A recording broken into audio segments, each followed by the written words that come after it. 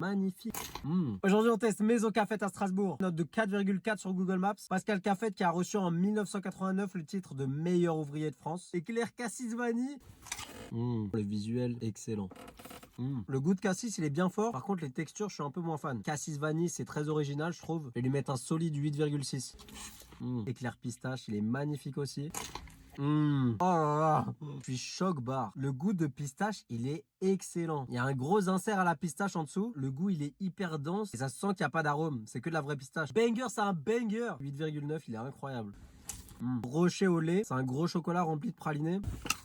Praliné à l'intérieur, il est bien dense, le goût il est incroyable, je kiffe, c'est basique mais c'est très bon. 8,2. Ils sont deuxièmes sur les macarons juste après Pierre Hermé. Regarde-moi toutes ces merveilles là. Je suis entouré d'œuvres d'art. Je me sens moi-même comme une œuvre d'art là, entouré de tout ça. Passion chocolat.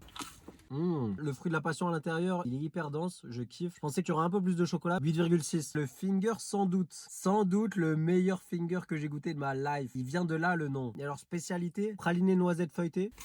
Je suis très surpris par l'enchaînement des différents goûts là. 4 goûts différents mais qui sont très bien définis les uns des autres. Le goût en noisette il est bien fort. Tout ce qui manque ce serait une texture bien croquante. 8,8. Ça fond tout seul dans la bouche, c'est incroyable. Le fameux, le grand, l'unique Paris-Brest. Il y en a un seul en France. Il déçoit jamais celui-là. Éclair Paris-Brest. Regarde-moi le visuel.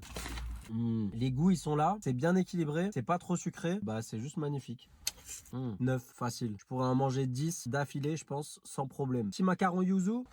Bien acidulé, le goût de citron yuzu, il est incroyable. Les textures, elles sont là. 8,6. Barre renversante. T'imagines un sneakers fait par un chef pâtissier? Bah, c'est exactement ça.